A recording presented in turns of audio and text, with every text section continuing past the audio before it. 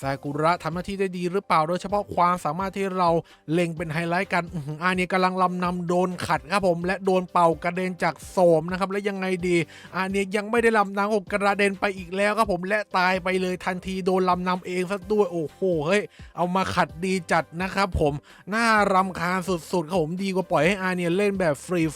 สวัสดีครับเมื่อว่าผมแมคคอนอชแนลหรือเช่นเคยครับผมในเกมไลน์เรนเจอร์นะครับมาครับหลังอัปเดตเซิร์ฟเวอร์เปิดมากับโคราโบวินเบรกเกอร์ครับเราก็ต้องทำการรีวิวเรนเจอร์ตัวใหม่คู่เทพของเจ้าซากุระครับผมสายว่องไวธาตุไม้ที่แอบบิดจากคลิปโปรโมทที่เป็นธาตุไฟกลายเป็นธาตุไม้ซะงั้นนะครับรวมทั้งถึงความสามารถด้วยนะครับที่ไม่เหมือนกับในคลิปโปรโมทนั่นเองนะครับผมดังนั้นแล้วคลิปโปรโมทอาจจะเชื่อถือไม่ได้ 100% นั่นเองนะครับผมไหนดูซิให้อะไรมาบ้างครับผมสำหรับสเตตัสพลังโจมตีให้มาถึง2 ล้านครับผมก็เยอะอยู่ครับสำหรับสายวัยยุคใหม่นั่นเองพลังชีวิตครับให้มาเกือบ6 ล้านนะครับผมก็เยอะอยู่ใช้ได้เช่นเดียวกันความเร็วการโจมตี122ถือว่าเร็วใช้ได้ความเร็วการเคลื่อนที่ก็99ก็เร็วไม่แพ้กันเลยนะครับระยะยืน290จุดเท่านั้นนะครับผมแอบยืนใกล้ไปเล็กน้อยแต่ไม่รู้จะใช้งานจริงได้หรือเปล่าต้องมาลุ้นที่ค่าแฝงนั่นเองนะครับผมแล้วก็อัตราการใช้สกิล2สกิลเท่ากันเลยครับ 30% นะครับผมไม่มีเน้นสกิลไหนเป็นหลักนั่นเองเนาะโดยสกิล1ครับเป็นสกิลบัฟนะครับผมจะมีคูลดาวน์ที่12วิตามปกติของตัวเกมไม่มีการลดคูลดาวน์ให้แต่อย่างใดครับและบัฟกว้าง340จุดนั่นเองนะครับผมแต่ที่เราสนใจกันคือสกิลที่2นี้ครับเป็นดาเมจบวกป่วนสตันนานถึง8วินาทีครับผมคูลดาวน์ที่9วินาทีและกว้าง380จุดนั่นเองเพียงแต่ว่ามันมีการยิงไกลเกิดขึ้นเหมือนกับเจ้าโซจินะครับผมทำให้ระยะสกิลมันกว้างเกินกว่า380จุดเพ้อไกลไปถึง600จุดเลยก็ได้นั่นเองและหลบสกิลครับผมให้มาติดตัวอยู่แล้ว 30% ตามปกติของแสงไวแม่นยำสกิลในร่างไฮเปอร์ติดตัว 20% ต้านสกิลไม่ให้มาเลยนะครับคูลดาวน์เรนเจอร์ 6.5 วิในร่างไฮเปอร์แม็กและแร่ธาตุเรนเจอร์ 1,340 เท่านั้นเองในร่างก้าดาวก็ทำให้แร่มันยังคงน้อยอยู่ใช้งานได้ง่ายมากนั่นเองนะครับผมไหนมาดูสกิลกันดีกว่าสกิลที่1ครับผมคว้าจุดสูงสุดนะครับผมเป็นการจัดท่าปกชุดนักเรียนแบบเท่ๆนะครับผมพร้อมกับบัฟวิ่งไว 1.3 เท่ากับเซนคูนั่นเองครับแล้วก็บัฟเพิ่มความแม่นยำสกิลอีก 30% พร้อมกับบัฟรีเซ็ตสกิลของพรรคพวกนั่นเองนะครับผมอาจจะไม่ได้ดูสำคัญอะไรมากสำหรับสกิลบัฟนี้เหมาะสำหรับ ID สร้างใหม่ที่ยังไม่มีตัวบัฟรีเซ็ตนั่นเองเนาะแต่สำหรับใครที่เล่นมานานแล้วอาจจะมีตัวของเจ้าอาเนียอยู่ก็เลยไม่ได้สนใจเจ้าซากุระกันนั่นเองนะครับผมถัดมาครับที่เราจับตามองกันก็คือสกิลดาเมจที่2นี้แรงถึง46เท่าครับผมแล้วก็ทะลุอมตะยกเลิกอมตะต่อเนื่อง3วินาทีด้วยพร้อมกับสตันนานถึง8วินาทีนั่นเองเพียงแต่ว่าหากเรามองในเรนเจอร์ยุคใหม่แบบนี้เนี่ยมันก็ดูธรรมดาจนเกินไปถูกต้องไหมครับผมมันมาตรฐานเหลือเกินนะมันก็ต้องมีไฮไลท์บ้างแหละครับไม่งั้นแล้วคนจะเปิดตามล่าหากันหรือเปล่านั่นเองเนาะนั่นคือความสามารถไฮเปอร์ครับผมสตันสายวัยพริบเหมือนกับเจ้าเอนจินจากโคโรโบกาเจียคุตะนั่นเองนะครับผมที่หลายคนอาจจะพลาดพลั้งกันไป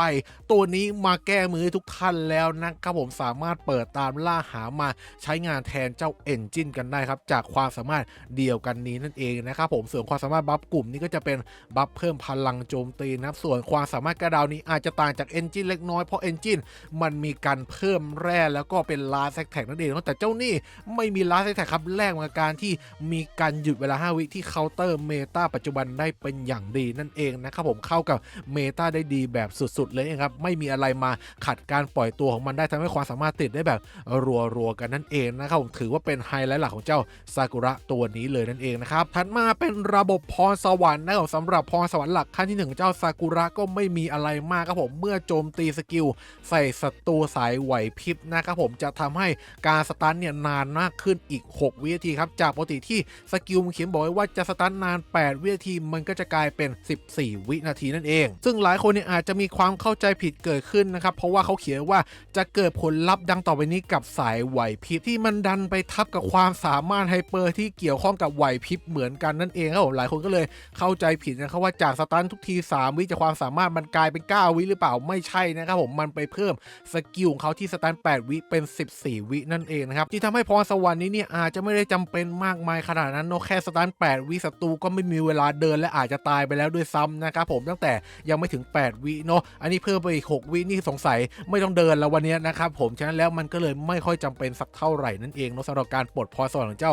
ซากุระนะครับผมส่วนพรสวรรค์ขั้นที่2ก็ตามปกติของสายว่องไวเลยนะครับเพิ่มหลบสกิลอีก 20% ทำให้ใส่แค่ 1.50% ก็ครบ100แล้วนั่นเองครับและที่เหลือขั้นที่3ขั้นที่4ก็เป็นเพิ่มพลังชีวิตและพลังโจมตีกายนั่นเองนะครับโดยก่อนจะไปทดสอบกันครับเราใส่เกียร์จัดหนักจัดเต็มให้อย่างแน่นอนครับผมราชามังกรผู้โอหังสำหรับอาวุธที่มีพลังโจมตีรวมลดคูลดาวน์สกิลโจมตีนอนออปชั่น4เลือกลดคูลดาวน์ได้ช่องกลางครับผมสนับไหลเฮลัคเรสนะครับพลังชีวิตหลบสกิลลดแร่ออปชั่น4เลือกอัปเกรดท่า 2.5 เท่าปิดท้ายด้วยหมวกคล้องตัวเลียวหน่อยครับหลบสกิลต้านสกิลลดแร่ออปชั่น4เลือกลดแร่เพิ่มเติมได้ทำให้สเตตัสณตอนนี้ครับผมเป็นหลบ100นะครับผมแล้วก็ต้านเพียงแค่ครึ่งเดียวเท่านั้นเนาะแล้วก็ลดแร่3จุดลดคูลดาวน์อีก2จุดนั่นเองนะครับฉะนั้นแล้วไม่รอช้าครับไปเทสในสเตจหลักกันเลยดีกว่าว่าจะมีค่าแฝงขนาดไหนครับกับด่านเจ้าประจำ396มาตีกับบอลนกนิดนึงเนาะและอย่างที่ทุกคนรู้กันนะครับเมื่อมีอัปเกรดท่านในเรนเจอร์ตัวดาเมจแล้วบอลนกยังไงก็เปรี้ยงเดียวจอดครับผมมันไม่ได้ถึกขนาดนั้นต้าสกิลก็ไม่มีครับไม่เชื่อ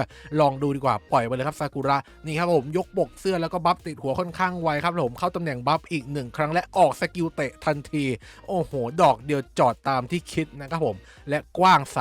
380จุดแต่ถ้าหากมันไม่โดนตีปกติล่ะจะเป็นอย่างไรมาเทสอีกสักรอบหนึ่งไปจะได้เห็นกันชัดๆนะครับผมมาก็รอคูณ2บอลนกมากระทืบนิดหนึ่งซิฟาดไปครับผมขึ้นว่าพลาดรัวๆอยู่เอาใช้ได้ครับผมพลาดไปละ3ดอก4ดอก5ดอกนะครับผมโอเค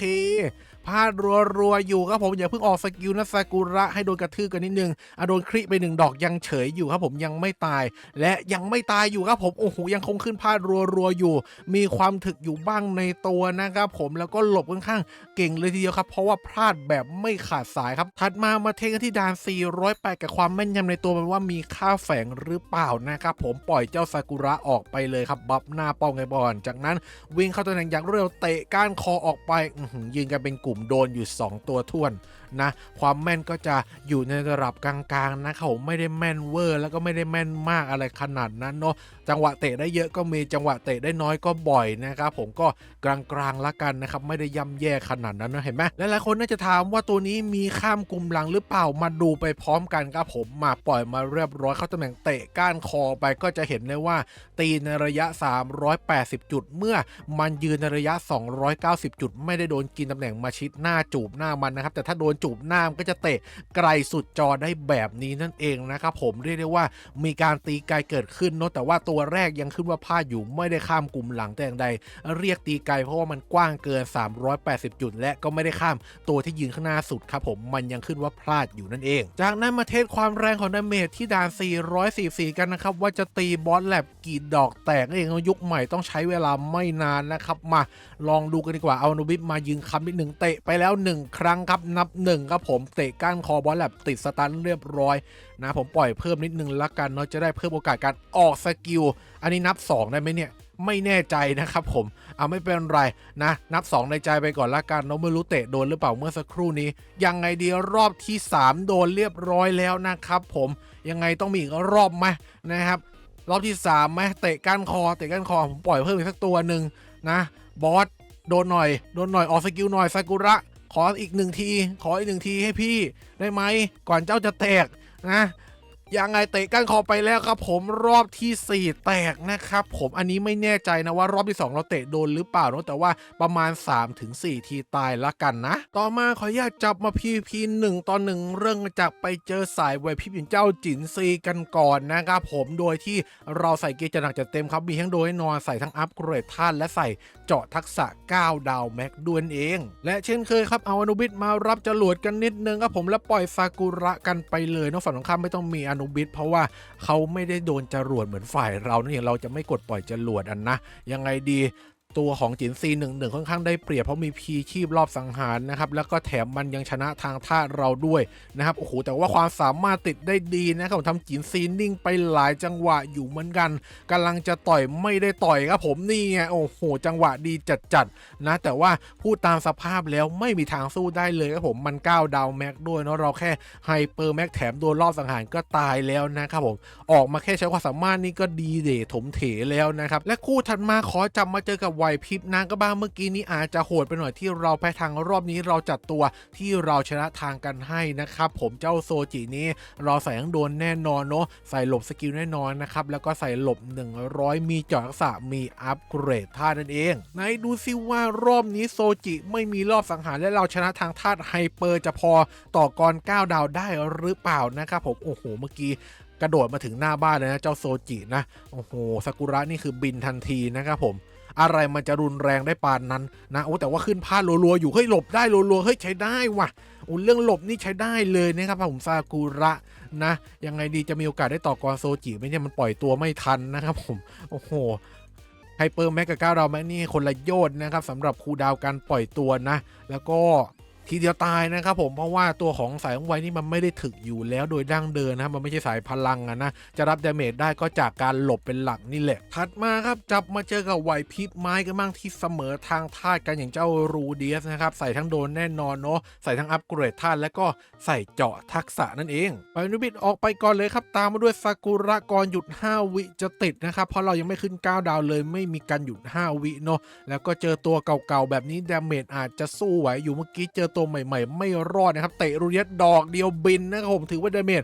แรงใช้ได้นะครับผมนี่ครับล้มกันเป็นผักเป็นปลานะแล้วรูเดียสยิงสวนกลับมามีตายเห็นเกิดขึ้นและขึ้นพลาดรัวๆอยู่แต่สุดท้ายโดนหยุด5วิเรียบร้อยครับและคู่ถัดมาจับมาเจอกับธาตุแสงที่ยังคงแข็งแกร่งที่สุดเพราะยังไม่มีตัวมาแทนอย่างบาวร็อกนั่นเองครับใส่ทั้งโดนให้นอนเพิ่มดาเมจ%แล้วก็อัปเกรดธาตุแต่ไม่มีเจาะทักษะไหนดูซิผลลัพธ์จะเป็นยังไงเมื่อเจอตัวเก่าดึกดำบรรพ์ขนาดนี้ครับแต่ว่าบาวร็อกนี่เรื่องความแม่นนี่เอาเรื่องนะอย่าดูถูกบาวร็อกลงตุ้มขึ้นหลบได้พลาดก็รอดนะครับหลบไม่ได้แตกเหมือนกันนะดาเมจบาวร็อกยังคงเอาเรื่องอยู่นะเอายังไงดีความแม่นก็ไม่เป็น2รองใครเหมือนกันครับดีกว่าบอสมืดเยอะโอ้โหแต่ว่าความสามารถซากุระนี่ขัดได้น่ารำคาญสุดๆไปแล้วบาวร็อกกำลังจะออกนี่นิ่งกันทั้งแถบนะครับโอ้เอาเรื่องจัดนะแต่ว่ายังดีนะครับไม่ใช่แบบ plus โอกาสกติก็เลยยังไม่สูงมากมายนะยังมีโอกาสเตะคืนหลบได้หมดเลยเตะไม่โดนเลยซากุระเมื่อกี้นี่ขึ้นพลาดทั้งแถบเลยนะผมอะไรจะขนาดนั้นนะเตะให้พี่ดูหน่อยสักตัวหนึ่งไม่ได้หรอวะเมื่อกี้นี้อาจจะตาดีเกินไปสำหรับบาวร็อกมาเจอไหวพริบมืออย่างบอสมือที่ต้องใส่แว่นและยังไม่เพียงพอครับผมสายตาโคตรอภิมหาสั้นเพราะยิงแทบไม่โดนเลยนะใส่ทั้งโดนแน่นอนใส่ทั้งอัปเกรดท่านและใส่เจาะทักษะมาเต็มคิดว่าเจอบอสมือน่าจะพอต่อกรได้เพราะยิงไม่ค่อยโดนนะครับผมมาลองดูแล้วกันว่าเป็นไปตามที่คิดหรือเปล่าโอเคความสามารถสตันเรียบร้อยได้เข้าตำแหน่งขึ้นพลาดรัวแต่จังหวะยิงโดนหายทั้งฝูงครับผมบอสมืดก็ยังไม่ได้ย่ำแย่ขนาดนั้นนะแล้วยังไงดีอมตะช่วยมันหน่อยได้ไหมโอ้โหไม่ไหวเหมือนกันว่ะเตะคืนหน่อยโบ๊ะเข้าไปทีเดียวบินเหมือนกันโอเคครับผมนะตามคาดเนาะถ้าได้เตะคืนก็คือทีเดียวบินแต่ส่วนใหญ่จะไม่ค่อยได้เล่นมากกว่าเพราะว่าแต่เราตัวที่เรามาเจอไหวพริบมันยืนไกลทั้งนั้นเลยนะไม่ยืนไกลก็มีความสามารถที่มาขัดให้ปล่อยตัวไม่ออกหรือว่าปล่อยมาก็ตายเลยนั่นเองเลยสู้ไม่ไหวไหวพริบหมดไปแล้วตามมาด้วยสายว่องไวกันบ้างครับตัวแทนที่ยังมีคนใช้งานกันอยู่ในปัจจุบันอย่าง Power นั่นเองเนาะใส่ทั้งโดยนอนครับใส่ทั้งอัปเกรดท่านและใส่เจาะทักษะว่องไวเจอว่องไวไม่รู้ผลจะเป็นยังไงแต่เราแพ้ทางท่านและปล่อยตัวช้ากว่าอย่างแน่นอนนะผมไม่รู้จะโดนทางคริตายก่อนหรือเปล่าแล้ว Power มีบัฟคริหมู่ด้วยโอ้โหโดนหอกดอกเดียวบินไปเลยนะเมื่อกี้นี้นะดาเมจตีโบติก็แรงด้วยนะครับผมสำหรับเจ้า Power ทุบมาดอกเดียวบินถ้าเจอสายธาตุไฟที่แบบเราแพ้ทางที่เหมือนจะหลบไม่ค่อยเก่งเท่าไหร่นะสำหรับเจ้าซากุระแล้วก็มีเตะสวนสตันได้อยู่ครับผมนะแม้จะแพ้ทางธาตุก็ตามแต่เอาเรื่องนะแต่ว่าเรื่องหลบดูเหมือนจะไม่ค่อยเก่งจริงๆนะ เจอธาตุไฟเข้าไปก็คือยอมแพ้โดยซีโรราบนะครับผมซากุระเรียบร้อยหายหมดและคู่ถัดมาครับจับมาเจอกับสายวัยที่ยังคงนิยมใช้งานกันอยู่อย่างเจ้ามูนกับป่านเองเนาะใส่ทั้งโดนแน่นอนใส่ทั้งอัพเกรดท่าพร้อมกับหลบสกิลแน่นอนด้วยรู้แล้วว่าสู้ไม่ไหวแต่ขอลองเอาเจ้ายอมาเป็นตัวชนกันหน่อยนะครับถ้าเล่นตาม PVP ปกติมันจะรอดหรือเปล่าหากมีตัวของเฮือกสุดท้ายคำข้างหน้าให้นะผมซากุระจะมีโอกาสได้สวนบ้างไหมนะครับมาดูกันดีกว่าโอ้โหแตงกวามันลอยข้ามมาแหกหมดแผงเลยนะของซากุระจะได้เดินไหมกำลังจะเตะโดนเมเทโอขัดอะไรวะน่ะโอ้โหจังหวะไม่ดีเลยครับซากุระตอนนี้โอ้โหมีเครื่องสุดท้ายค้ำไว้ให้มีโอกาสได้เล่นอยู่ได้เตะได้บ้างนะครับยังไงดีผมไม่กดไอเทมละกันโน้ลองดูเผื่อว่าจะพอสู้ได้บ้างนะผมใช้ยอรัวๆที่ปล่อยมาเพื่อให้หยุด5 วิมันติดด้วยครับลดจำนวนกับป่านิดนึงเนาะซากุระอาจจะพอสู้ได้บ้างไหมนะโอ้โหไม่ได้เล่นเลยว่ะเอาเรื่องจัดนะ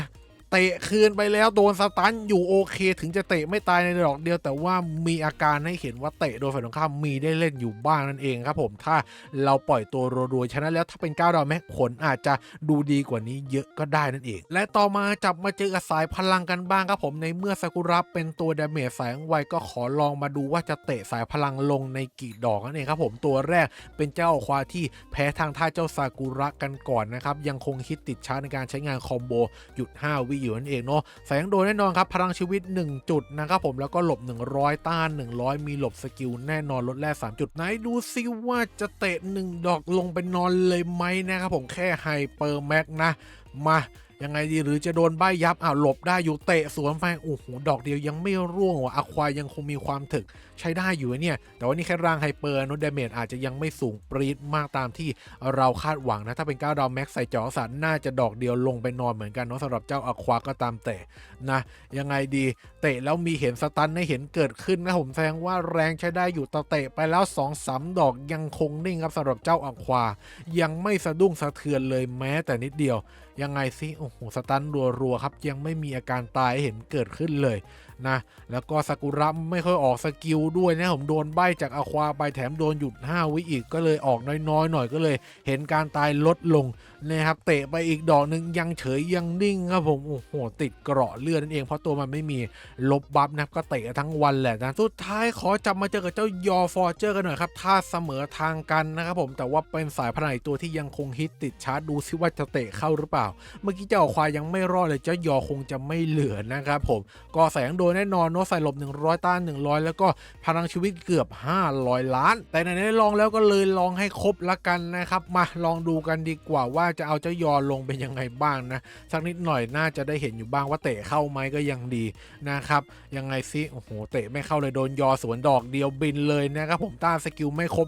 100สภาพก็จะเป็นเอียร์รอบแบบนี้แหละโดนยัดหน้าป้อมด้วยพายุออกไปก่อนเลยนะโอ้โหโดนหยุด5 วิแบบนี้ไม่น่าจะได้ปล่อยตัวเล่นนะครับผมโดนยอกินระยะมาเตะยอไปก็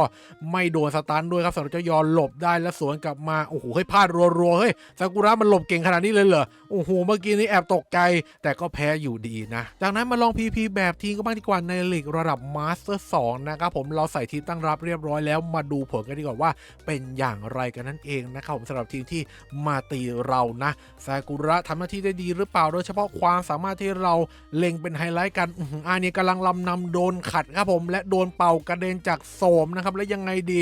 เนี่ยยังไม่ได้ลำนำกระเด็นไปอีกแล้วครับผมและตายไปเลยทันทีโดนลำนำเองซะด้วยโอ้โหเฮ้ยเอามาขัดดีจัดนะครับผมน่ารำคาญสุดๆครับผมดีกว่าปล่อยให้เนี่ยเล่นแบบฟรีๆนะยังมีภาษีในการใช้งานที่ค่อนข้างดีครับผมในร่างไฮเปอร์แม็กนั่นเองถ้าเป็นการ์ดแม็กน่าจะดูดีมีภาษีคล้ายเอนจินเลยหรือเปล่าเพราะว่าความสามารถเดียวกันเป๊ะๆเนี่ยแต่ต่างกันที่มีกันหยุด5 วิที่เคาน์เตอร์เมตาปัจจุบันได้เป็นอย่างดีไหนดูสิออกมากันแบบรัวๆมียังไงโดนลำนำรัวๆครับผมนะโอ้โหแล้วก็มีโดนสตันของซาราโตใหม่ที่ออกมาครับโดนซากุระความสามารถกันไปสุดท้ายโดนดันมาประชิดหน้าบ้านไม่ต้องเล่นครับผมเอนจินก็แทบไม่ได้ปล่อยเหมือนกันครับสำหรับฝ่ายตรงข้ามฝั่งเรามาเป็นกองทัพครับผมลำนำยับยุยี่เรียบร้อยชนะไปครับผมเนี่ยทำเกมดีจัด คราวนี้เรามาลองเล่นเองกันบ้างดีกว่าเจอทีมนี้ก็โอ้โหค่อนข้างตึงเลยนะครับมีแต่ตัวเมตาทั้งนั้นเลยไม่รู้เราจะไหวหรือเปล่าซากุระครับแบ่งหน่อยครับความสามารถสตันไหวพริบนะครับผมมาโอ้โหมาถึงโดนขโมยแร่จากเจ้าเจมก่อนเลยนะครับขวาบนเห็นแวบๆนะเป็นมือลงมาควักแร่ไปใช้งานกดออโต้ไปเลยละกันมาปล่อยครับผมซากุระสตันไหวพริบทั้งแผงครับผมช็อตเมื่อกี้นี้ทำดีจัดแช่แข็งไปก่อนเลยนะครับผมเขาเอามาตะมานะอย่าปล่อยให้เขาได้เล่นฟรียังไงดีโอ้โหสตันจังหวะดีอีกแล้วครับท่านซากุระแต่โดนหยุด5วิไปถูกแก้ด้วย9ดาวได้นะครับผมไม่ต้องกังวลเรื่องโดนหยุด5วิแต่อย่างใดนะโอ้โหแต่ขัดจังหวะขัดลาบได้ดีจัดนะครับผมทำเกมโอ้โหสร้างจังหวะโคตรดีนะสตันเพียงแค่ไม่กี่ทีถ้าทีมรอบข้างเราเติมดีนี่คือสบายใจได้และแถมตัวมันก็ยังยืนรอดปลอดภัยแม้เจอจินซีต่อยสวนกลับมานะครับผมยังรอดอยู่ค่อนข้างเยอะนะครับโอ้โหขนาดเราปล่อยไม่กี่ตัวเนี่ยเพราะว่าโดนหยุด5วิบ่อยนะครับยังยืนรอดแบบภัยเยอะแสดงว่าแฝงหลบค่อนข้างดีนะครับจากที่เราเทสในสเตจหลักก็ PVP ใช้ได้ผลดีเหมือนกันเองครับกดอมตะไปก่อนนะครับผมไม่อยากให้ได้จังหวะคืนไปครับสำหรับฝ่ายตรงข้ามการันตีชัยชนะทันทีครับอีกสักหนึ่งตาละกันโอ้โหรอบนี้9ดาวแม็กเยอะแต่ว่าไม่ใช่ตัวเมตาซะส่วนใหญ่ครับผมตกเมตาไปหลายตัวแล้วมาลองดูกันนิดนึงดีกว่าว่าจะสู้ได้หรือเปล่านั่นเองครับผมปล่อยตัวเร็วแข่งกันนะครับมาปล่อยไปเลยครับผมล็อตใหม่ซากุระออโต้ไปเลยละกันหันไปดูทีมฝ่ายตรงข้ามนิดนึงนะครับผมว่าเล่นเป็นอย่างไรกันบ้างนะปล่อยซากุระมาสตันทันทีเลยโอ้โหยังกระสั่งได้นะโอ้โหนึกว่าแบบพลัสนะครับผมแต่ไม่ใช่นะครับติดดีนะเนี่ยคล้ายๆกับเอนจินเลยนะครับผมทำดีมากนะยังไงดิโอ้โหหายเรียบเลยว่ะเอาเรื่องโอเคโอ้โหกระเด็นกระดอนร่วงเป็นผักนะครับผมฝั่งเราซากุระก็ยังยืนรอดแต่ว่าโดนสถานะง่ายไปนิดนึงนะครับผมแต่ว่าหลบได้ยังรอดตายอยู่นะแล้วก็เหมือนจะโดนเมตายืนไกลกับฝั่งตรงข้ามนะครับผมไม่รู้จะสวนคืนได้หรือเปล่านะสำหรับฝั่งเราเขามาเป็นกองทัพเลยว่าเอาแช่แข็งไปนิดนึงและการสร้างเสริมจังหวะหน่อยนะเจ้าซากุระอาจจะไม่สร้างเสริมจังหวะได้ดีขนาดนั้นเพราะว่ามันไม่ใช่แบบพลัสนะครับผมไม่ได้สั่งได้เหมือนโสมกับรอนนั่นเองนะยังไงดีเอาคืนได้ไหมโอ้โหแตงกวาลอยไปเมื่อกี้คริหายหมดทีมเลยชนะทันทีครับผมโอเคบทสรุปการใช้งานเจ้าซากุระแสงไวธาตุไม้ตัวใหม่ตัวนี้ครับต้องยอมรับตามตรงว่าแทบจะไม่ต่างอะไรกับเอนจินเลยนะครับผมเพียงแต่ว่ามันมีความสามารถ9ดาวที่ดีกว่าตรงที่มันกันหยุด5วิได้ที่เคาน์เตอร์เมตาในปัจจุบันได้เป็นอย่างดีนั่นเองนะครับผมดีกว่าเอนจินตรงจุดนี้แต่เอนจินมันก็มีข้อดีของมันเนาะก็คือมันยืนไกลกว่าได้เข้าตำแหน่งก่อนซากุระมันยืนใกล้กว่าโอกาสได้เข้าตำแหน่งน้อยแต่มันก็มีค่าแฝงหลบที่ค่อนข้างสูงทุกคนน่าจะเห็นแล้วว่ายังมีโอกาสรอดได้เข้าตำแหน่งแม้เจอฝ่ายตรงข้าม9ดาวแม็กทั้งทีมก็ตามแต่ความสามารถก็ติดได้ดีอย่างกระสั่งได้นั่นเองเนาะส่วนเรื่องดาเมจอาจจะยังเบาไปหน่อยสำหรับร่างไฮเปอร์แต่ถ้าเป็น9ดาวแม็กนี่สงสัยน่าจะเตะหายอยู่เหมือนกันเพราะว่าเมื่อกี้นี้เตะบอสแลบประมาณ 3-4 ทีก็บินใช่ไหมถ้า9ดาวแม็กอาจจะลดเหลือสัก2ทีถ้าใส่เจาะเข้าไปหน่อยอาจจะเหลือเตะเปรี้ยงเดียวตายเลยก็ได้เองครับสำหรับสกิลบัฟก็ถือว่าเป็นสิ่งที่ดีเหมือนกันมาเติมเต็มทีมนั่นเองเนาะฉะนั้นแล้วโดยภาพรวมเจ้าซากุระนี่ก็ต้องยอมรับตามตรงว่าใช้งานได้โอเคในระดับหนึ่งเลยเนาะโดยเฉพาะคนที่ไม่มีเอนจินเนี่ยตัวนี้กลับมาให้เราตามล่าหากันแล้วนะครับตัวนี้ไม่ควรจะพลาดนะผมเดี๋ยวจะเสียดายภายหลังกันได้เนาะอยู่ในระดับที่ need to have เลยนะครับสำหรับคนที่ไม่มีเอนจินแต่คนมีเอนจินแล้วอาจจะคิดหน่อยก็ได้อาจจะเหลือแค่ชุด have นั่นเองนะผมถ้าต้องการตัวใหม่ก็หาตัวใหม่มาได้นั่นเองครับแต่ถ้าไม่ต้องการจะใช้เอนจินต่อก็ไม่ว่ากันนั่นเองครับแต่อย่าลืมนะซากุระเขามีกันอยู่5วิแต่เอนจินเขาไม่มีนั่นเองครับเป็นลาสแท็กแทนนั่นเองเนาะก็แลกข้อดีข้อเสียแตกต่างกันไปเล็กๆน้อยๆนั่นเองนะครับผมส่วนระบบพรสวรรค์ถามว่าต้องปลดไหมไม่จำเป็นนะผมถ้าคุณมีทุนทรัพย์มากพอจะปลดก็ได้แต่ถ้าคุณไม่มีร่างต้นก็เพียงพอแล้วครับใช้ความสามารถเหมือนกับเจ้าเอนจินเพียวๆนั่นเองแล้วไว้เรามาเทสเจ้าซากุระในร่าง9ดาวแม็กกันอีก1ครั้งละกันนะครับผมว่ามันจะพึ่งพาได้อยู่ในระดับไหนนั่นเองเนาะเหมือนกับเอนจินเป๊ะๆเลยหรือเปล่านั่นเองนะครับและก่อนจากลาไปอย่าลืมกดไลค์กด Subscribe กดกระดิ่งแจ้งเตือนเป็นกำลังใจช่องไมโครน้อยกันด้วยนั่นเองเนาะสำหรับวันนี้ก็ประมาณนี้ครับผมลาไปก่อนนะครับสวัสดีครับบ๊ายบาย